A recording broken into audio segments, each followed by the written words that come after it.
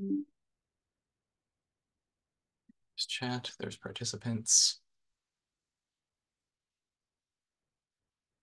Okay, looks like we're getting started here.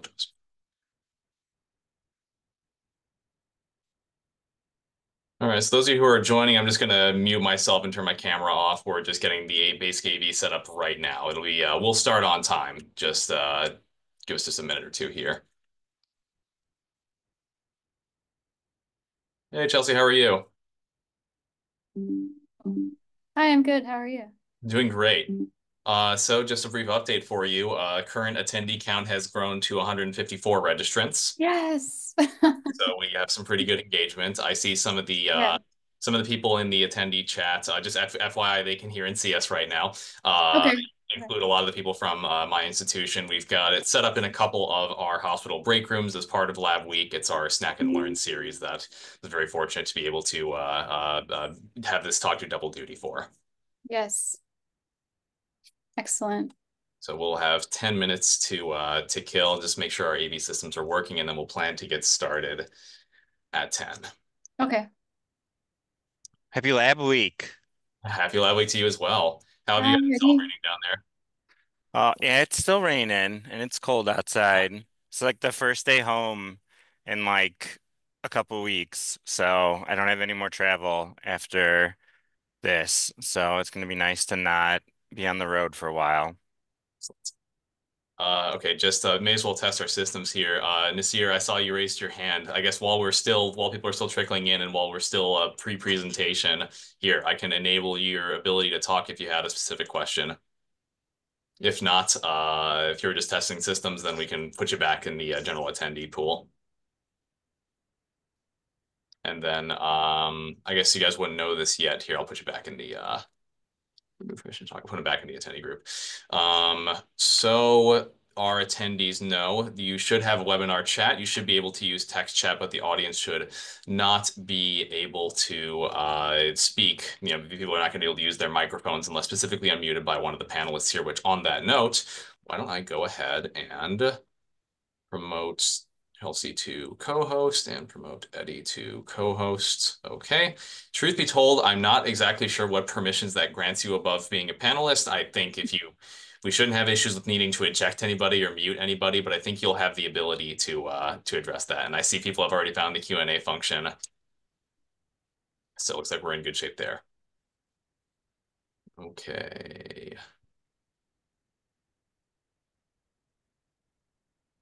Yeah, sorry to hear you guys are still having some poor weather down there. It's been on and off up around the Chicago area, but at least this morning was looking pretty nice. I think we're Yeah. forecasted for maybe a little sporadic rain in the afternoon. It is starting to actually feel like spring, which I'm very thankful for. Monday it'll be 70 degrees. Are you serious? Yeah. Actually, it's a little too, I'm swinging a little too far in the other direction now. I'm not quite ready for that. Hmm. They say our perception of temperature is very, very seasonal. Apparently, human brown fat expression sort of changes throughout the season. So, that one awesome day, like, in that random day you'll have in February or March where it's 50 degrees out and everyone's outside in a t-shirt, that same temperature in like November is like intolerably cold and people are like reeling from it. But for me, it's the opposite issue now, where if it's too hot, it becomes just unbearable. Yeah. Excellent. Hi, Dr. Cap. Thanks for joining us. Hi, how are you? I'm doing very Hi, well. Dr. Kraft. Yourself? Doing okay. I think I'm gonna adjust the lighting in here a little bit. Hang on a sec.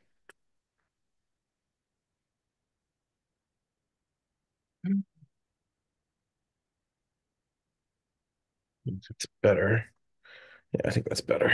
Oh, Okay. good to meet you virtually, and thanks again for coming to speak with on behalf of ILABB. Good to meet you too. Um, Let me make sure that I can, Let's make sure that the privileges are open here. yeah. And is there any downside to me also making Dr. Cap a co-host? Um, Don't see any downside to that. Okay, let's see here.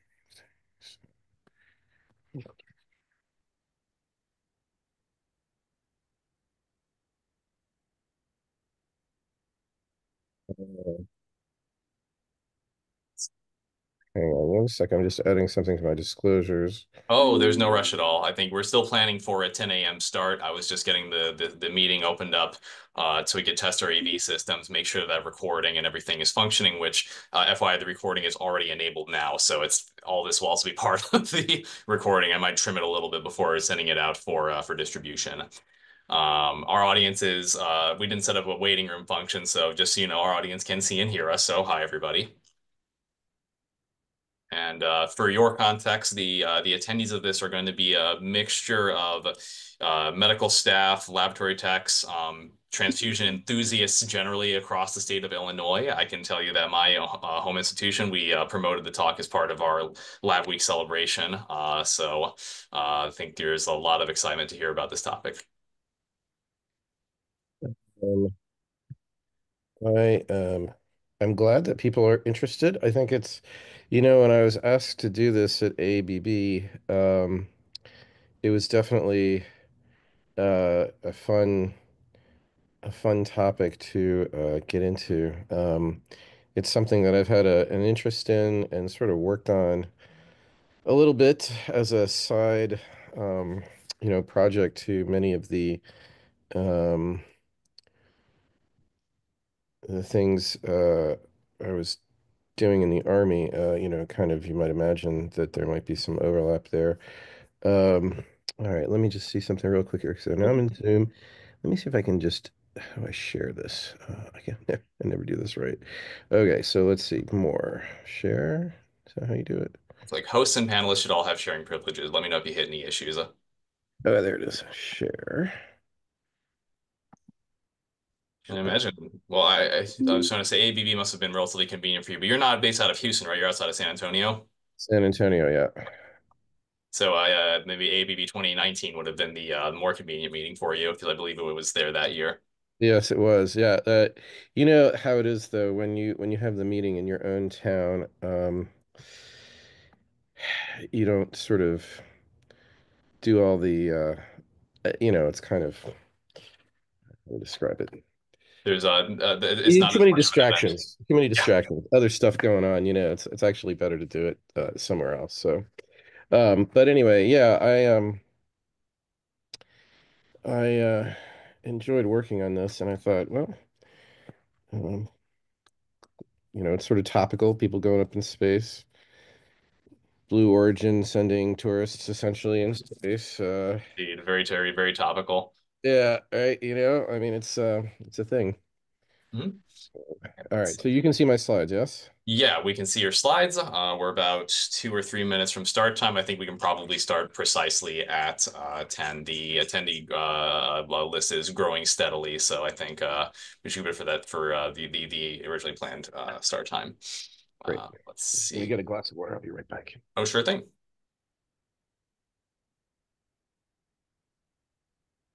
Okay. 34. I see some of my people in there. I see 5 instances of Nasir, who I think is probably responsible for setting up the webinar in each of the different break areas. So I think we'll have plenty of our techs watching via that system.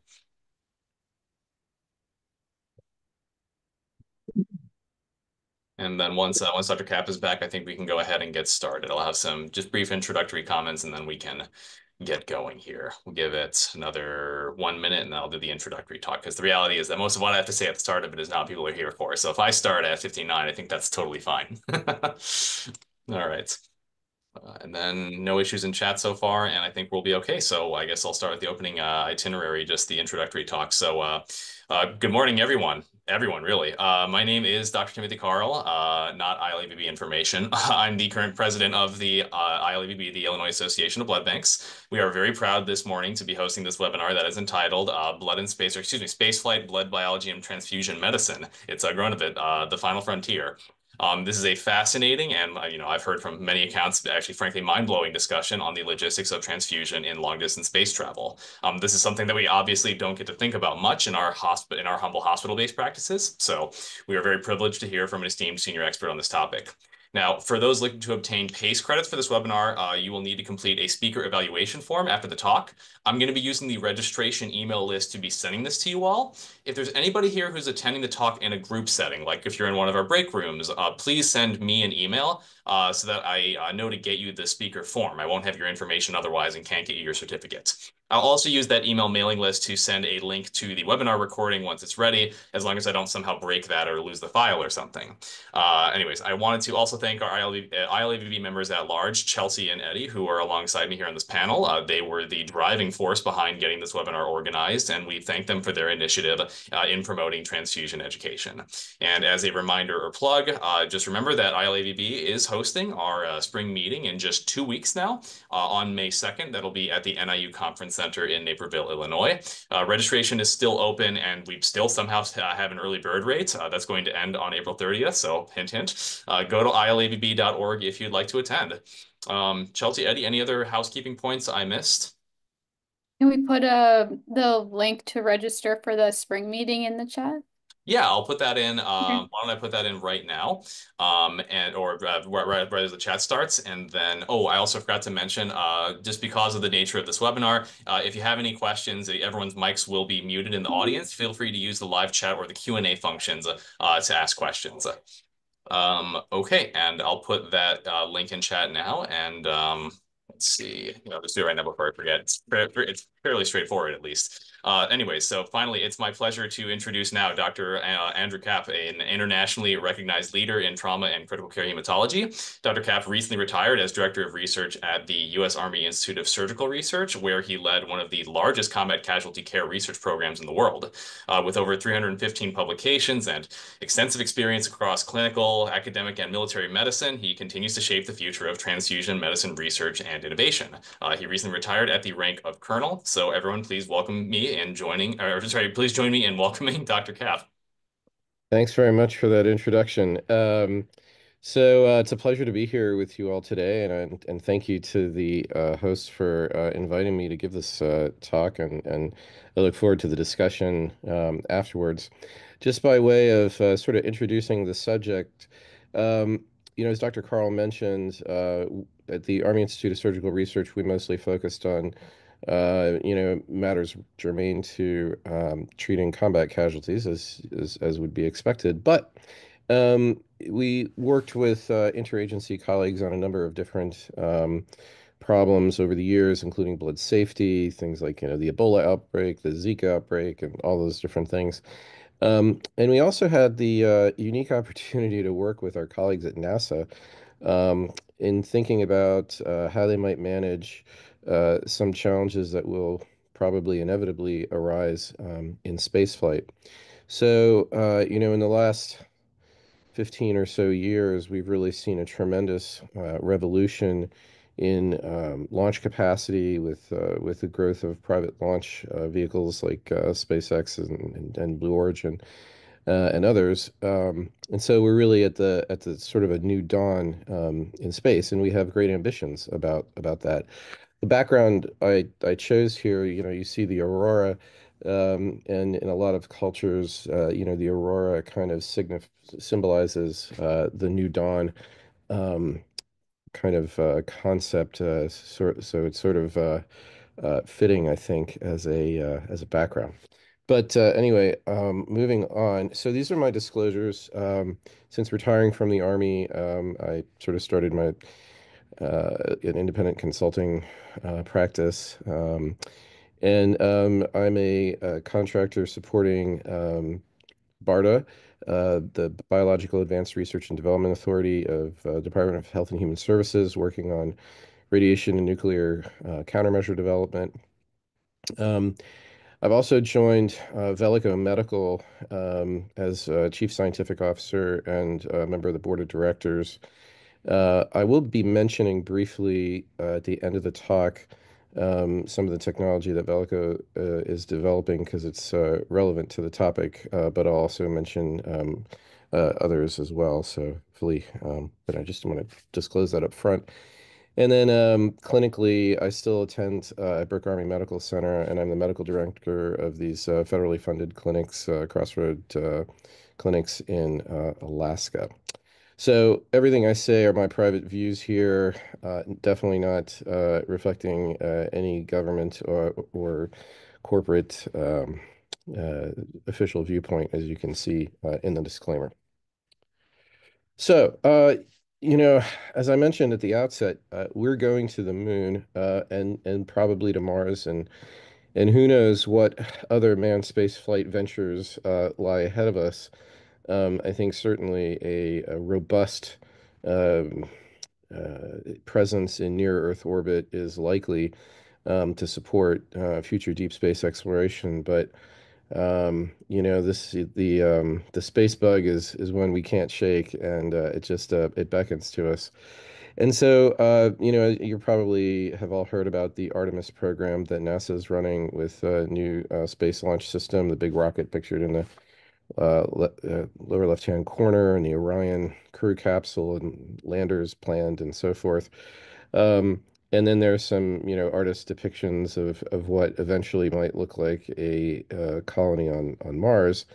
Um, and certainly, you know, Elon Musk and others have talked a lot about their ambitions in this. So, um, you know, I think that we will have to think a lot more about medical problems in space than we have in the past. And you know, certainly NASA has been concerned about the health of its astronauts and so forth. But you know, as you put more and more people into a space environment, a near zero G or microgravity environment, um, clearly you increase risk, right? There are more people at risk, and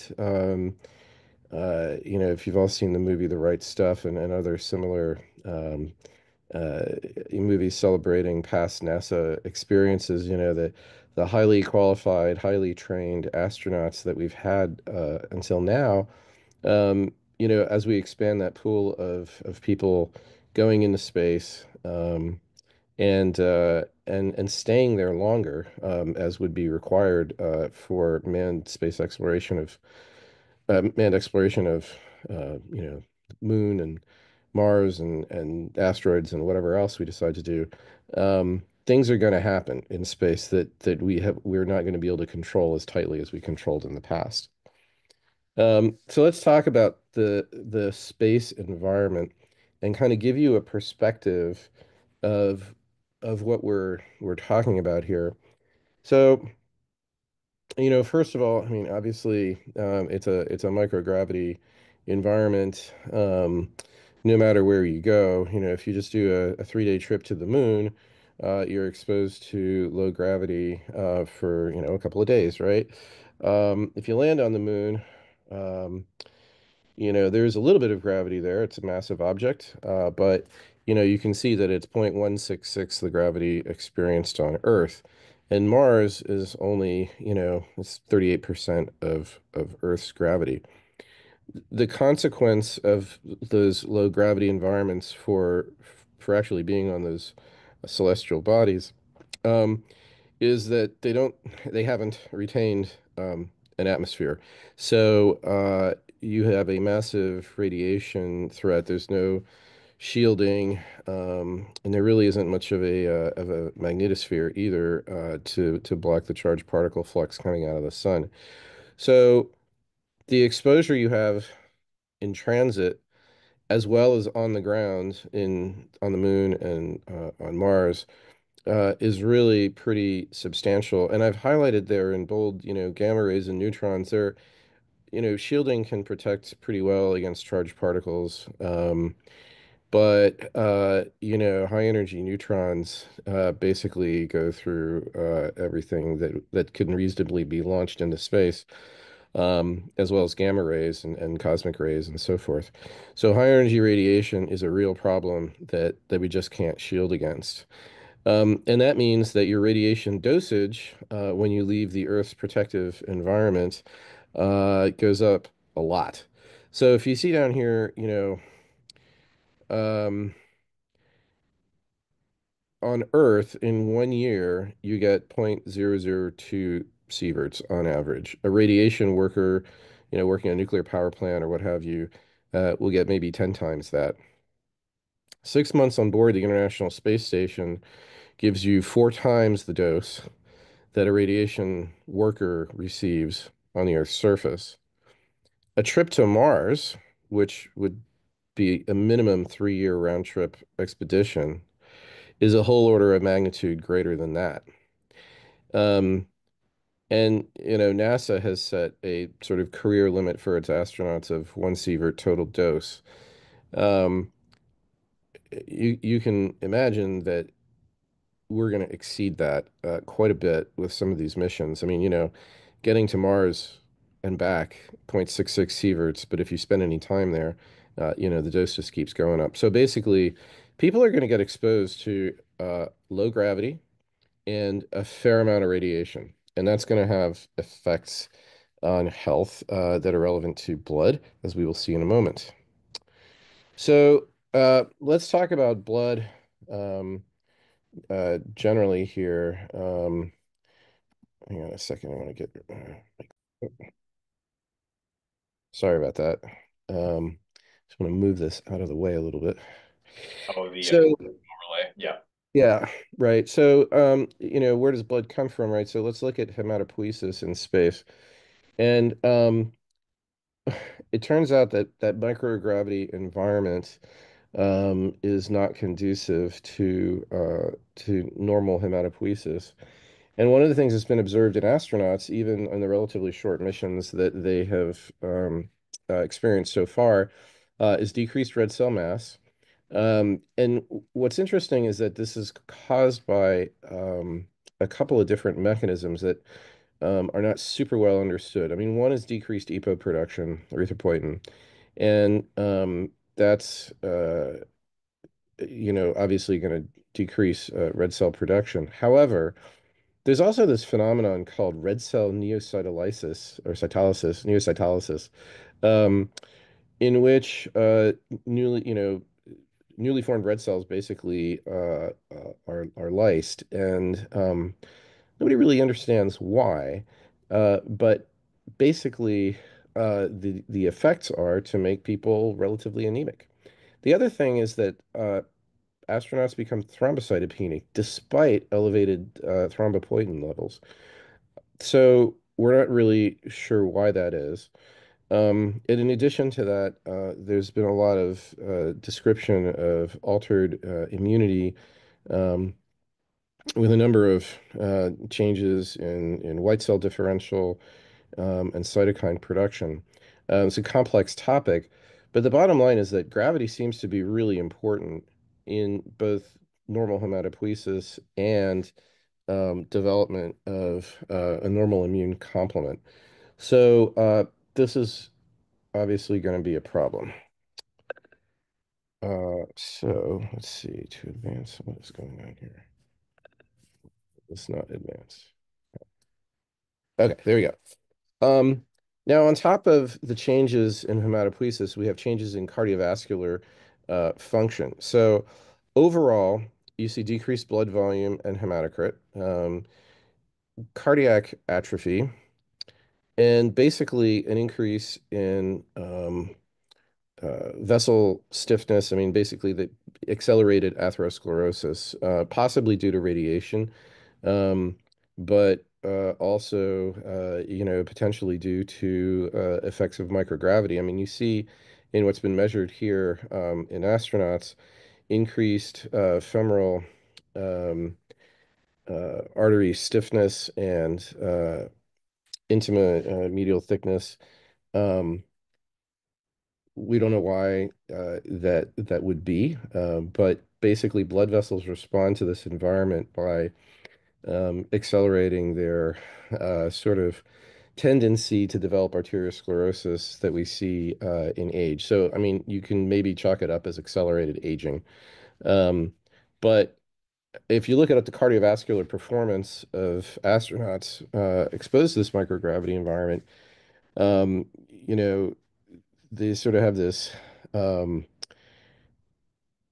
pretty significant decrease in blood pressure over time, um, and cardiac atrophy, and then there's another factor which I want to mention in just a second here, but you see that the risk of cardiovascular disease for the Apollo astronauts was 5 times their control population. So this is a real effect, and it's not good for you to be in space. By the way, while you are marinating in your sort of tin can spaceship being irradiated in a microgravity environment, obviously you're bringing with you your whole biomass to include um, the microbiome, which evolves in space and in a way that is not good.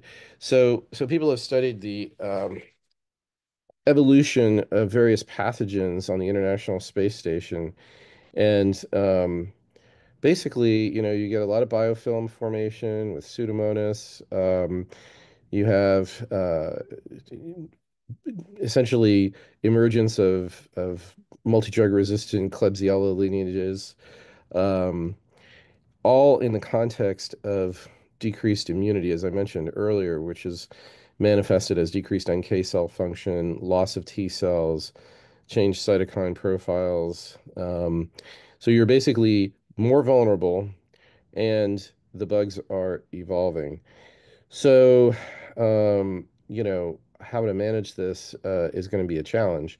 It is likely that we'll need to not only bring uh, new broad spectrum antibiotics with us on long-term space exploration, but also boost immunity through the use of growth factors or potentially other methods. Um, let's talk about changes in the blood vessels a little bit more and the contents of the blood vessels, the blood itself, right? So one thing that's been noted is endothelial dysfunction, which may explain the increased arteriosclerotic type effects like that intimal thickness increase that's been observed. But also, as you kind of might suspect, there's sort of this baseline inflammatory type response, kind of a acute phase response that's going on in these astronauts with increased fibrinogen levels, thrombin activation, a little bit of altered platelet function, and some inflammatory cytokines going up. So this doesn't bode well for managing um, major life-threatening challenges in space.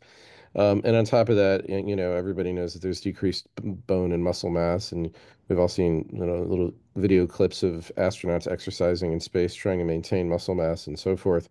But really, these changes that happen are very difficult to manage, and there are things that we don't even know how to manage, like, for example, these inflammatory changes.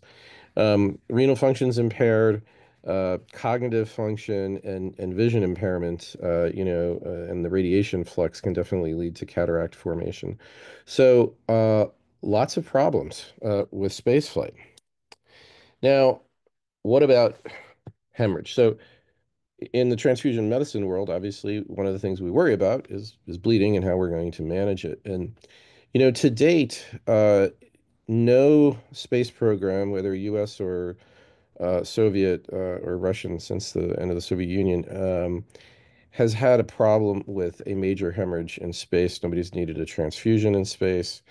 Um, and one of the reasons for that, of course, is the engineers sort of try to engineer the risk out of the astronaut program. You get the bubble wrapped kid here with the helmet, and that's kind of what we're doing to the astronauts. We carefully look at every step of their activities in the spacecraft that we've launched, and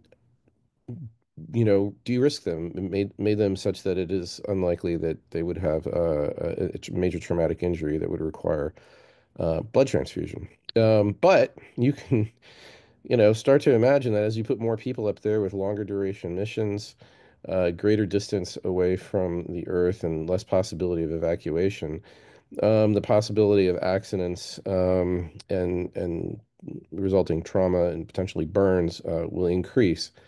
And if you put people, men and women, in a space colony or such for long periods of time, pregnancy is probably going to happen. And so you got the possibility of peripartum hemorrhage occurring. And incidentally, we have not a great idea of how to manage pregnancy or related bleeding in a microgravity environment. That's just really not been done. But we've all heard about and seen pictures of crashed spacecraft, missions that did not go well. Um, if you saw the movie The Martian, you saw that, sometimes you could even have traumas occurring to individuals, even regardless of a crash, just um, through accidents. So there are all those issues. And then, the possibility of GI bleeding could certainly happen with increased time in space. I mentioned all the sort of inflammatory things that happen um, to astronauts. People haven't been in space long enough to really study what happens to, the rate of peptic ulcer disease and things like that. But one might imagine that this could happen as well. So these are things that we haven't had to deal with yet, but probably will in the future. So let's think about bleeding here in the context of everything I told you about spaceflight physiology. So right off the bat, you've got this cardiac atrophy, and you see the astronaut here pictured as, pre-flight looking normal. Early in space flight under 0 G, there's this redistribution of blood headward, cardiac distension, diuresis occurring. And then over time, late in space flight, the body sort of adjusts to everything, the blood redistributes, but you've got a blunted barrow reflex. You lose that blood volume because of the diuresis. You don't need to pump as hard, and so cardiac atrophy ensues.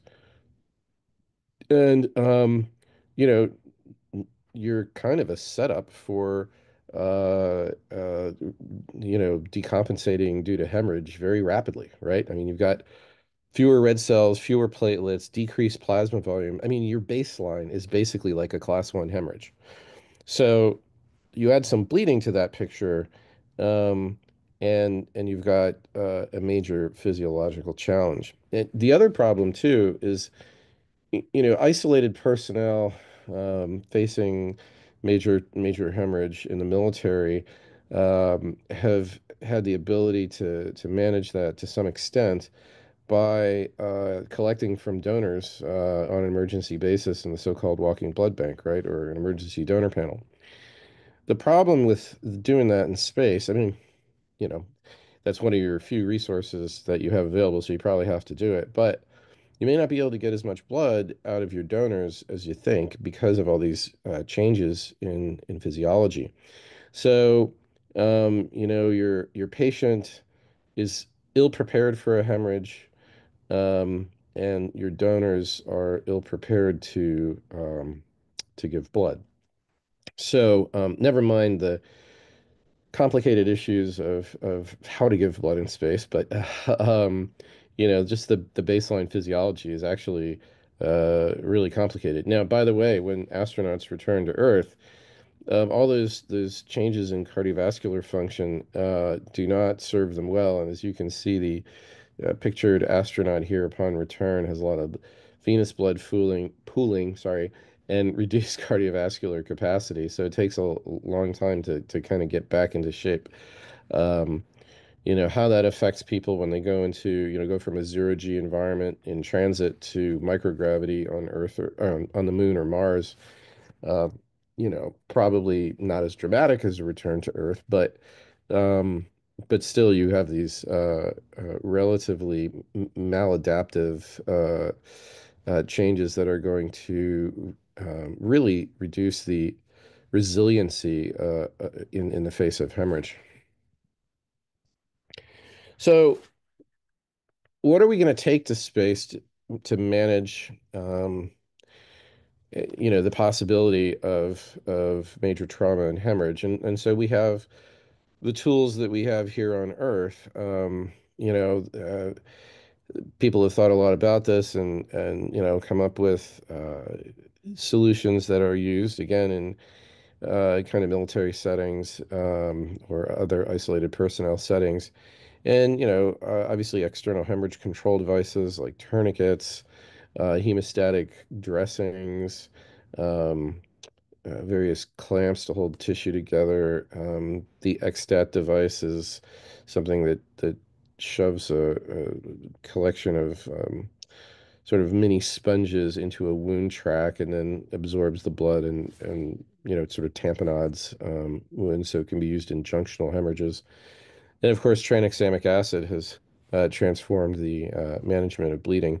Um, by inhibiting fibrinolysis and stabilizing clots. So we do have some tools to take with us. The problem, though, is that even if you control hemorrhage, if you've bled a lot, you still need to replace the circulating volume without worsening coagulopathy and without reducing the ability to deliver oxygen to tissues. So basically, you got to put some blood back in. Um, so, in my sort of interagency work with NASA, um, we worked a bit on this. Barbara Bryant was, who's now the CEO of Carter Blood Center in Dallas. At the time, she was at UTMB. And in her capacity there, she was the transfusion medicine advisor to the Antarctica base and had sort of supervised their plans for a walking blood bank down there. So we teamed up with some uh, of our NASA colleagues and people at Baylor College of Medicine who were working with NASA to come up with a plan for how to manage transfusion in deep space exploration. And basically, the options would be, as you see here. Um, what could you bring with you, and how would you, you know, basically get patients to survive a major hemorrhage? And so, the products that you could conceivably bring would be dried plasma, which is almost available in the United States, and I'll talk about that in a minute. Hemoglobin-based oxygen carriers have been, a product that or a class of products that people have put a lot of hope into and certainly a lot of dollars over the decades. If some of you may be familiar with HBOC 201, otherwise known as Hemopure, that's been available on a compassionate use IND for many years for transfusion when red cells are not an option. That is actually no longer being produced, and so there's sort of a stockpile of it that's been whittled down over the years, and there's really not a lot of it left. The challenge with so HBOX in general are, that could be the topic of an entire seminar. So we won't go too much into this. They are sort of problematic to use. They definitely deliver oxygen. I can tell you that. I've used them in some Jehovah's Witness patients, and they certainly do what they're intended to do. But you got to bring it's a liquid that you have to carry with you, and so bringing extra liquid means weight, which reduces the amount of launch capacity for other things that you might want to bring with you in space. So there are always those trade-offs to think about. The shelf life is quite long, but there are adverse events associated with using HBOX. Um, and so the bottom line is that that's a theoretical option. There are new HBOX under development, which I'll touch on at the end. But until those are available, the HBOC option is probably not, terribly realistic to supply a major um, space exploration program. So you're kind of down to fresh whole blood from a walking blood bank. Um, and that is right now the main option available with dried plasma coming soon. So, you would need to bring the syringes and probably stopcocks and pressure bags and, three-way valves and so forth um, to pull blood from donors and transfuse, since we don't have gravity to just flow from the bag to the patient. Um, there's also a risk of air embolism because, again, bubbles in the products won't flow to the top. They'll just kind of be distributed in the bag.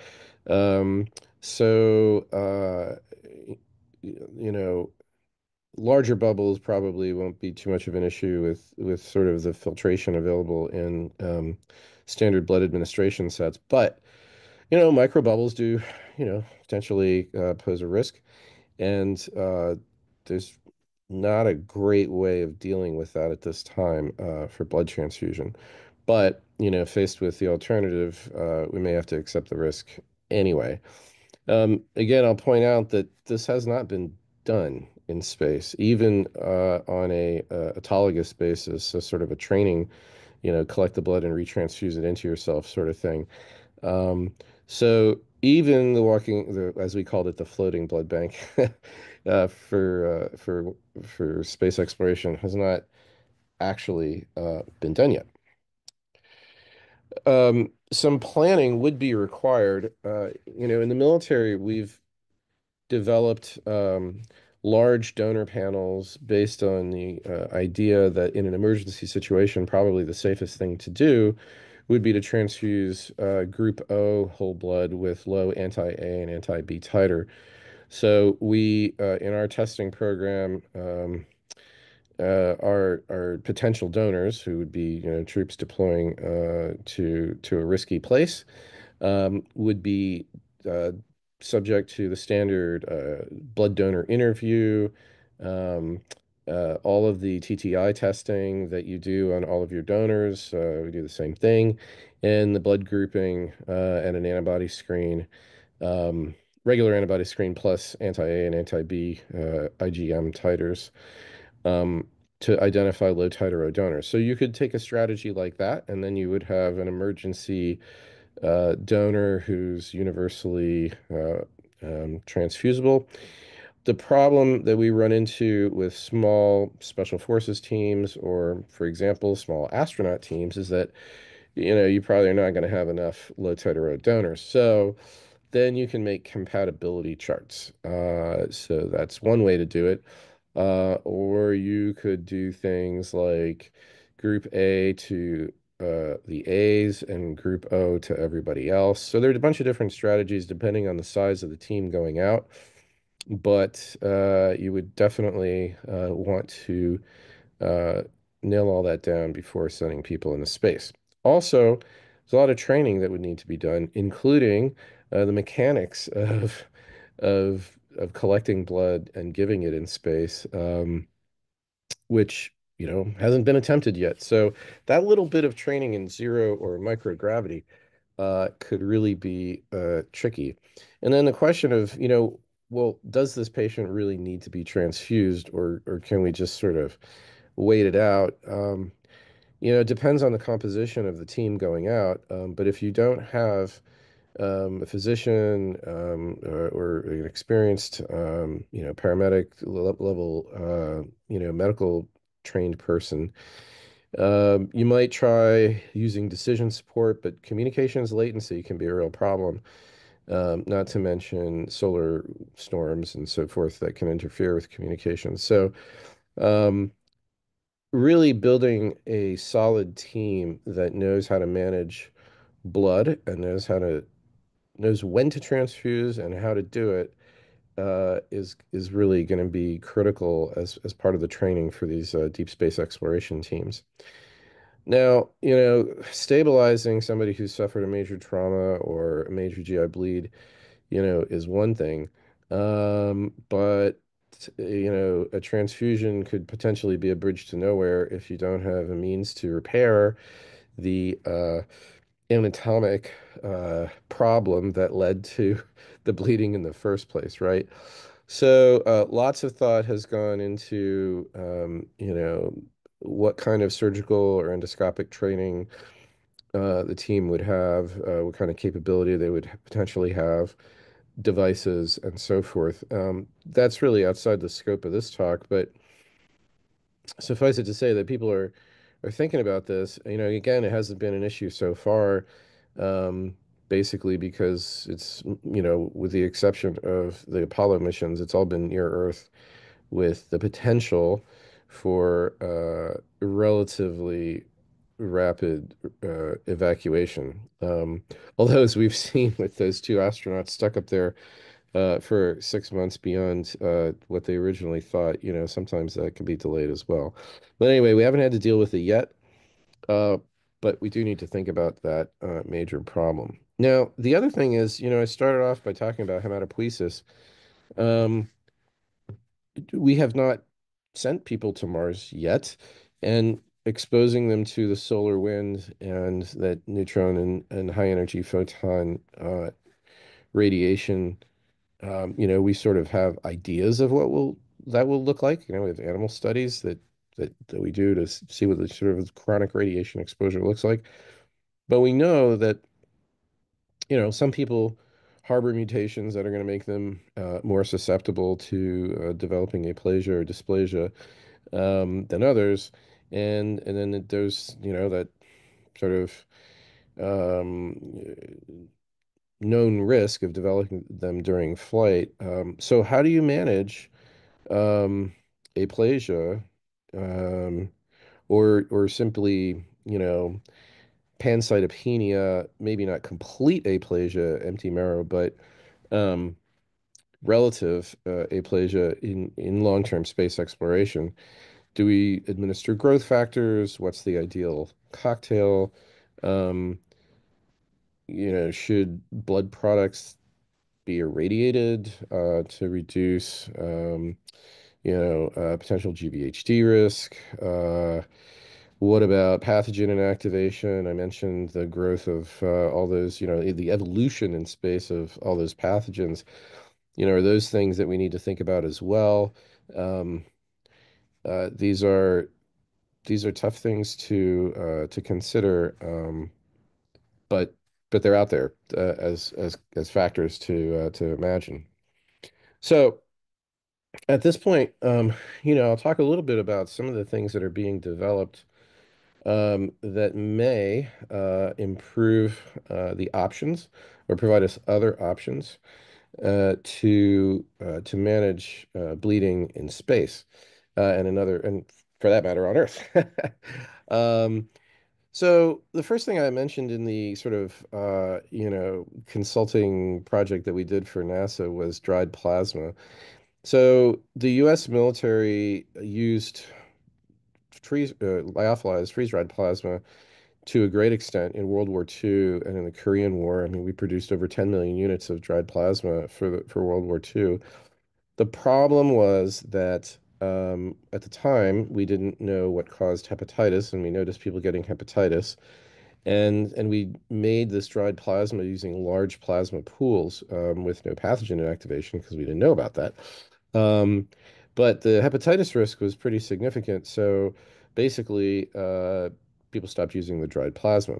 Um, since then, obviously, we've learned a lot about transfusion transmitted infections and how to screen for them and even how to inactivate some of these pathogens. So that's not a problem the way it used to be. Um, why not bring back dried plasma? So the Department of Defense has spent a lot of money and time on supporting uh, various companies and other laboratories trying to bring such a product to the market. In the middle there, you see the one pictured, the Teleflex product that is currently being reviewed by the FDA. Um, and in addition to that, Health and Human Services has funded Velico, the company that I work for, you see over here, to make a spray-dried plasma product. Um, Whether you lyophilize or spray dry, at the end of the day, what you have is a bag of dried powder, dried plasma proteins and salts and so forth that can be reconstituted with sterile water for injection in just a couple of minutes. So, and then it's ready for transfusion. So both approaches are valid and Velico will be submitting for FDA review as well as for CE mark review later this year. Both of these products have gone through clinical trial testing as in phase 1 safety trials. The Teleflex product went through that a couple of years ago. That's been published. That was work led by Jose Cancelas, then at Hawksworth Blood Center. And the Velico dried plasma has just completed its very similar trial, also led by Jose Cancelas, who's now at Dana-Farber. And that's not yet published, but just sort of spoiler alert, it appears to be a safe product, like the Teleflex product as well. So currently, dried plasmas are available from the French military and from the German Red Cross, and Octapharma recently produced a dried pooled solvent detergent treated product.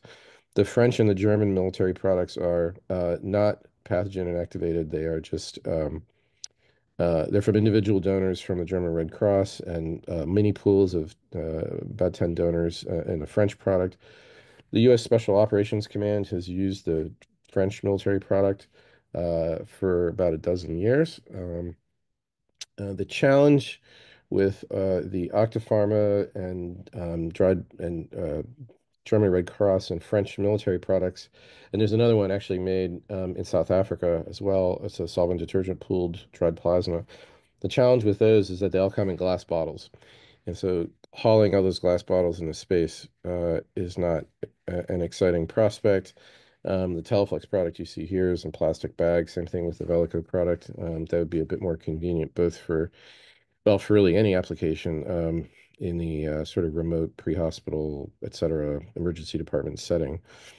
So that's plasma. What about platelets? So Cellfire is a company in Maryland, Rockville, Maryland, that has been working on freeze drying platelets, and their product here has gone through a number of different clinical trials.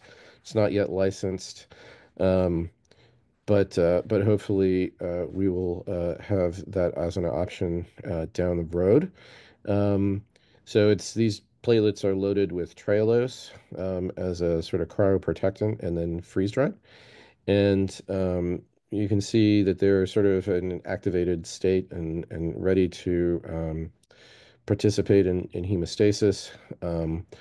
They do come in glass vials, but they're small glass vials. So, potentially that could be an option for spaceflight. Now, Hyma Therapeutics has been developing a nanoparticle-based platelet I don't want to say substitute, but platelet function enhancer, perhaps you might say, or basically a synthetic platelet. So these nanoparticles are decorated with various peptides that are meant to sort of mimic the antigens on a platelet that interact with blood proteins like fibrinogen and von Willebrand's factor to aid in aggregation and adhesion. That product is still in relatively early development, but appears to be quite promising and interesting. So more to be seen on that. And then, what about the red cells? What could we bring with us to space? So there's a company called Calycytes based, at the University of Maryland in Baltimore that is developing a new HBOC.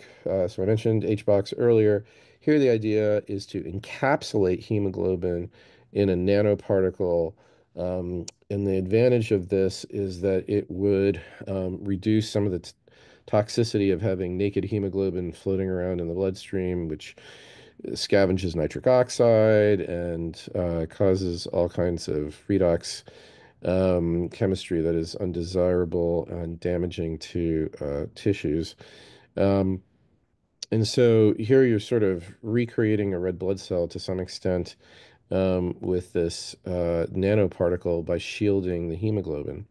It also includes a reducing agent to reduce the formation of methemoglobin and basically keep the particle active as an oxygen transport device for a longer period of time. So, this is again in preclinical development as part of this project. It was originally called F-Sharp, funded by DARPA. It's now transitioned to the next stage. It's called Concert.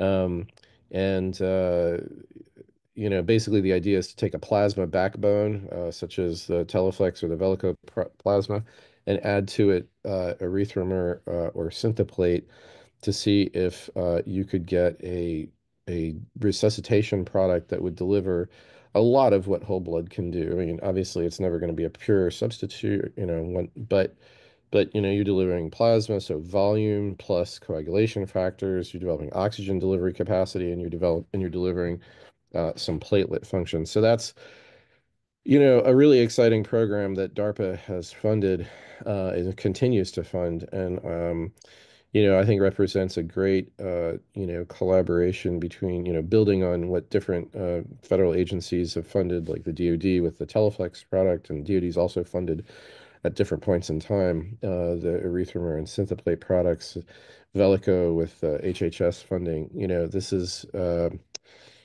This is your government at work doing interesting things in R&D.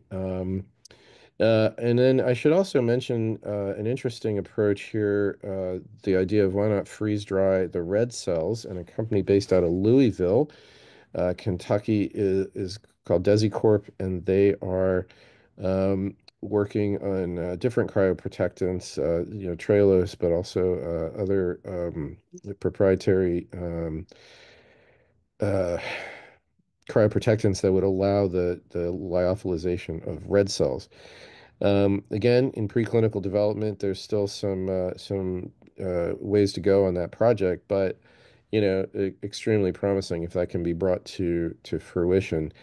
Certainly would help in space, and then obviously on Earth as well.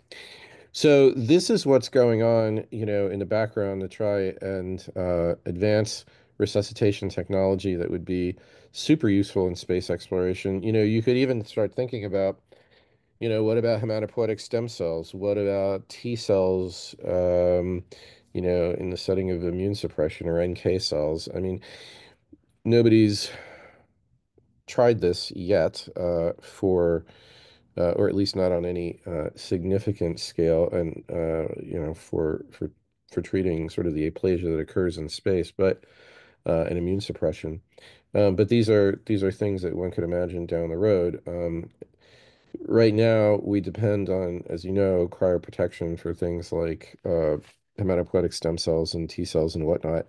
In cryoprotectants, glycerol, et cetera, in deep uh, freeze, -80 and lower, and that's obviously not liquid nitrogen, et cetera, not a feasible alternative for spaceflight.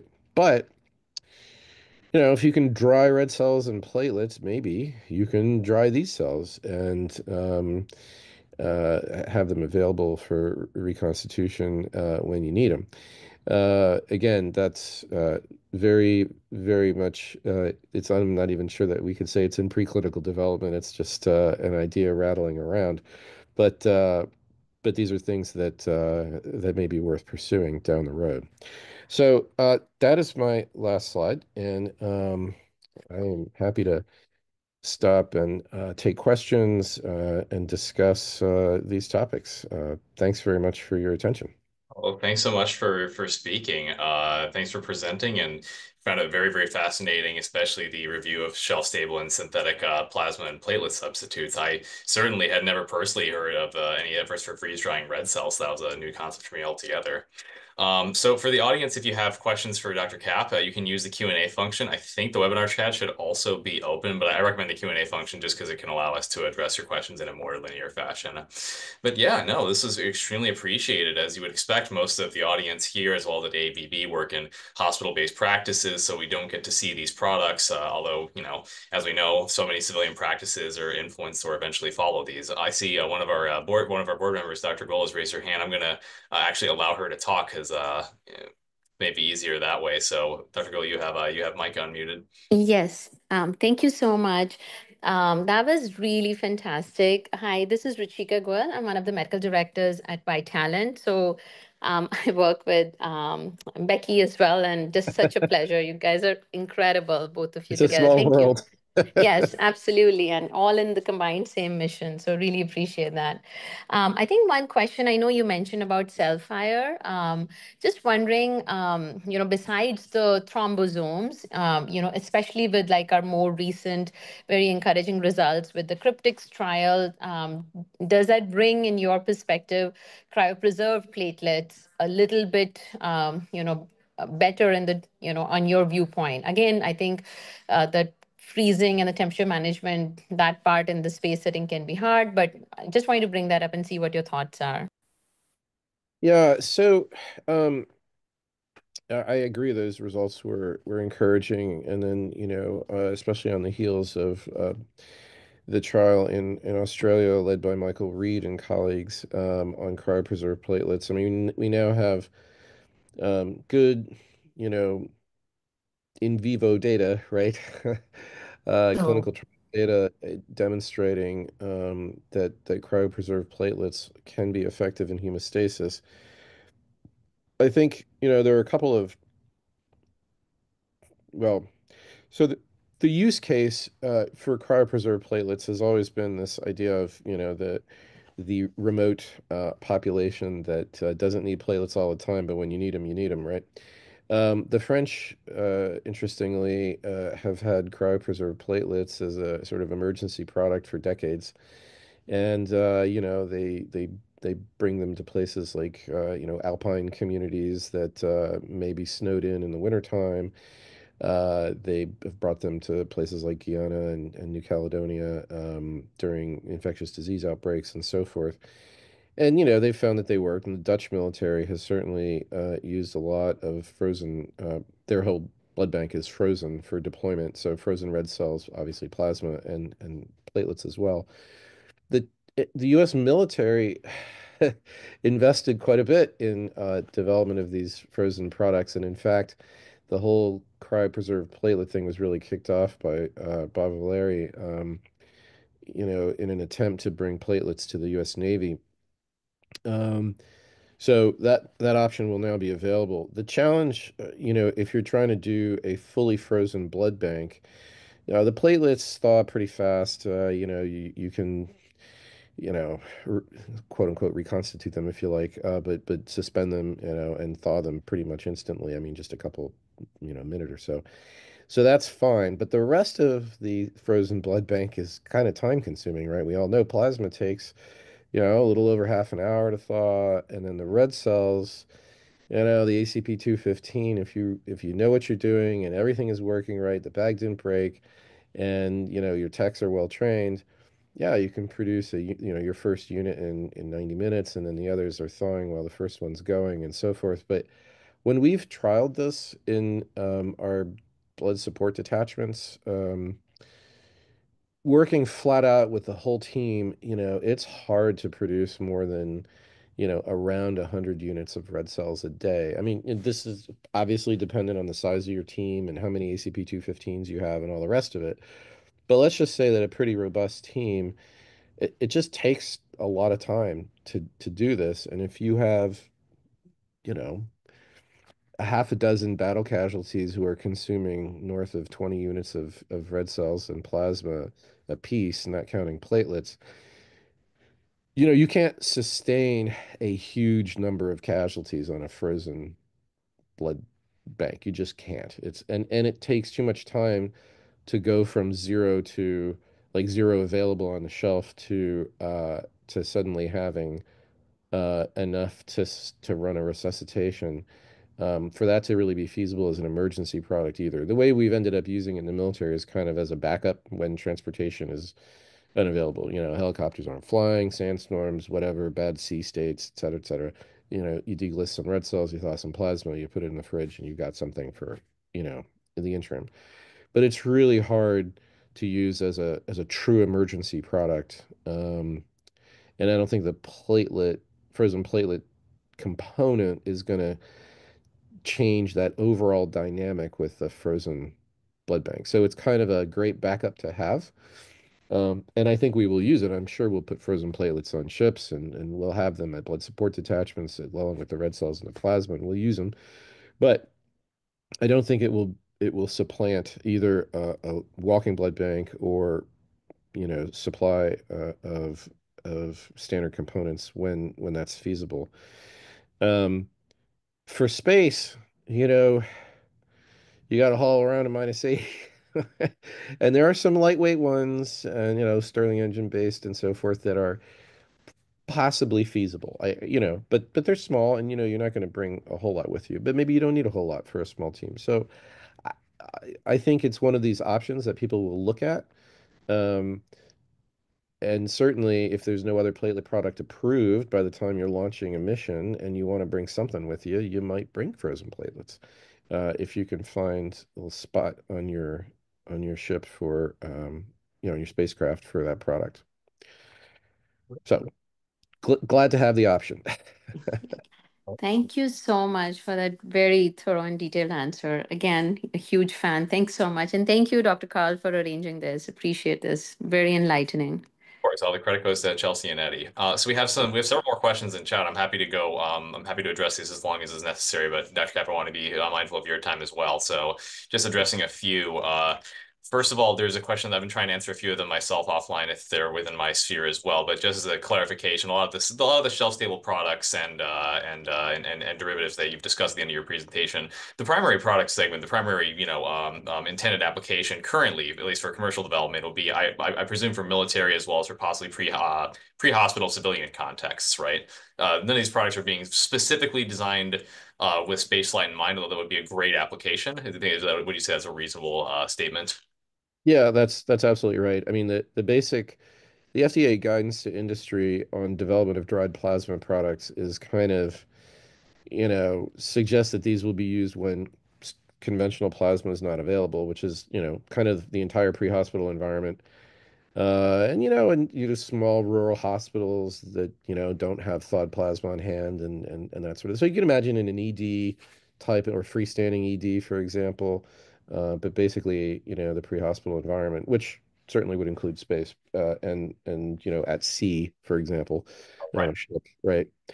Yeah, that's right. That's the idea.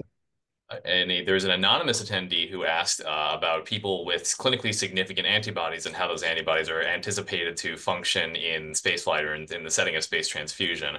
I guess the hopeful answer is that you have pilots or mission participants that don't have antibodies, and then you remove that variable. But not sure if that's something that's been a subject of discussion. We do an antibody screen on all our soldiers who are going to potentially be donors, as I mentioned. And if you haven't been previously transfused or pregnant, it's unlikely that you have those antibodies. So, I mean, there are people with autoimmune diseases, obviously, that happens. But those folks, I think, are probably not going to be selected for deep space exploration, at least in the early phases of this. I mean, if we become a spacefaring society that regularly sends grandma to space, well, then anything is possible, right? And the But colony can have an antibody at that point. I think all of us on this call will not see that day.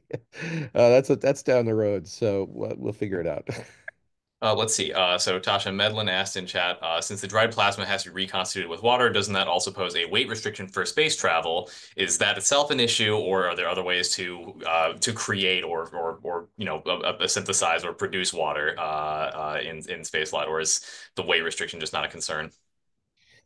Well, you got to take some water with you. The question, would you take a dedicated um, uh, pouch of water for this, as you would like just in a regular ambulance, let's say, or would you try to take part of your water supply that you got to have on the ship no matter what, and sterilize it for specific uses like this?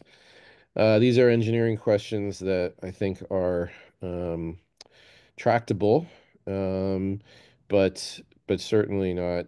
Um, there are problems that would need to be solved for sure. I mean, the simplest thing was just bring the stuff with you, but you know, uh, it all depends on launch capacity, right? And people may say, look, we're just not going to bring any dried products with us because we're just going to use a walking blood bank because we don't think this is going to be a problem. Um, and I think that's probably reasonable for, relatively small teams where you've engineered out a lot of risk and so forth. But, if you start putting a base on the moon with, 150 people in it or something, as might happen, I don't know, 30 years from now, you will want more options than you currently have. And, there's ice up there. Theoretically, we could mine that ice and have a water supply on the moon, and potentially on Mars as well. So it really be talking about the transit more than the base. But I mean, all this is obviously a little bit hypothetical. All the products I talked about are still in, most of them are still in preclinical development. Just the plasmas are kind of, and the thrombosomes are in actual clinical development at this point. So we still have a few minutes before this becomes a, a big problem. Speaking of, I'm skipping ahead in some of the questions, but there's one that was relevant to that, which was asking specifically, Amanda Wendland asked, would situations that require transfusion in space need to undergo a type of clinical trial, or would this be something that is a bit more exempt, like other military trauma treatments not available to the general public? I guess it'd be helpful if you had any insights onto what the approval process is like for products in this particular context that may or may not be under the auspices or the under the scope of let's say the FDA. Yeah.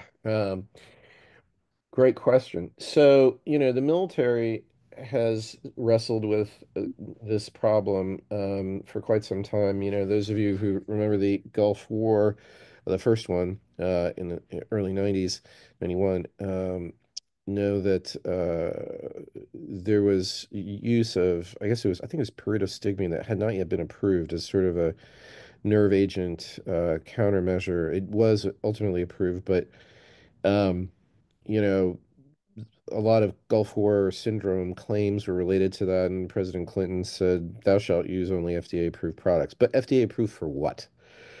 So, you know, we've wrestled with this in development of all of these products, and we try to get indications for products we're developing that are as close as possible to what we think we're going to actually use them for. So, for example, you know, things like plasma, we're like, well, we want the plasma to look like plasma, right? Because if it has all the factors in it and it reconstitutes well and kind of looks like plasma, quacks like plasma, walks like plasma, it's plasma.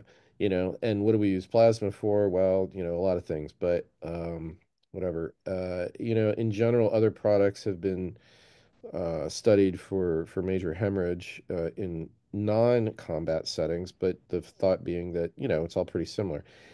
At the end of the day, we convene expert panels within the DoD and include other agency partners and academics and so forth, and come up with our clinical practice guidelines that the Joint Trauma System publishes, that examine the evidence and come up with the best options we have available. And that's kind of how we do it, which is how the regular medical community does it too. We all have clinical practice guidelines. Some of them are, we grade it, this is grade A evidence and this is grade C evidence. And, it is what it is, right?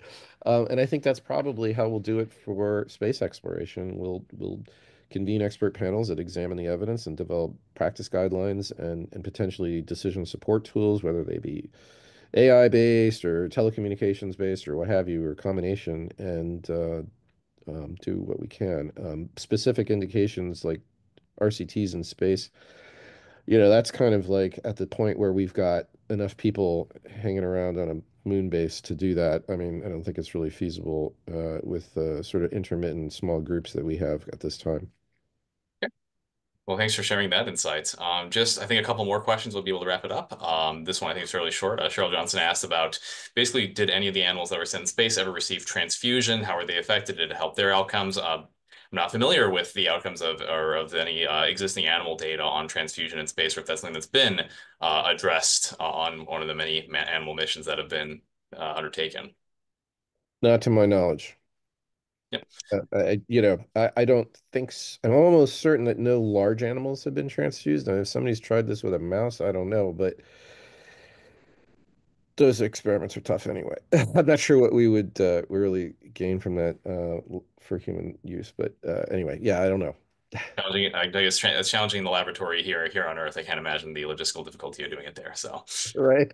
And Uh, let's see, another question from Noah, and I think we I might send you follow-up email, an email with the remaining questions, just so we're not going too far past the hour, because we already are past time now. But last one to address from Noah Darth, do you have insight into the process of frozen platelet preparation? RBCs can remain liquid for some time before needing to be frozen. Can a random donor unit of platelets be frozen for a few days after donation to prevent wastage? I guess it's something that you've had experience with, actually having to freeze products outside of these highly specialized manufacturing pathways that you mentioned. yeah, so that's a great question. And the answer is the longer the platelet stays outside the body, in general, the less good the result is going to be with whatever manipulation you're going to do to it. So, cell fire, for example, I don't want to speak for them too much, but I know that, they've looked at taking like expired platelets and they've compared expired platelets to not expired platelets, and their dried product at the end is better when they use fresher platelets. And that's also true with cold stored platelets. Like Mayo Clinic during COVID uh, kept room temp platelets for I think it was out to 7 days or at least 5 days, and then put them in the refrigerator for another, yeah, it was 9 days. So they had 5 days room temp, 9 days in the cold for 14 days total, and used them for major hemorrhage after they've been put in the cold. And when you look at the in vitro data, when you do that sort of thing, they don't look as good as cold stored platelets that have been put in the refrigerator after collection.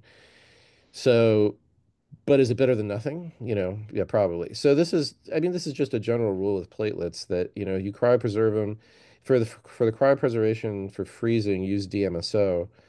Um, how well would that work with a 7-day platelet? I don't think it would work very well, And if you look at the data from Australia, they're about like 30% less effective when you take all the different clinical parameters of like total blood product use and bleeding and all the rest of it. The the estimate from that trial was they're about 30% less effective than standard platelets.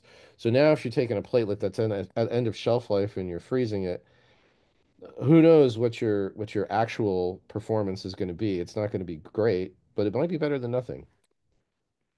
So anyway, that's my perspective on Well, that. thanks for sharing.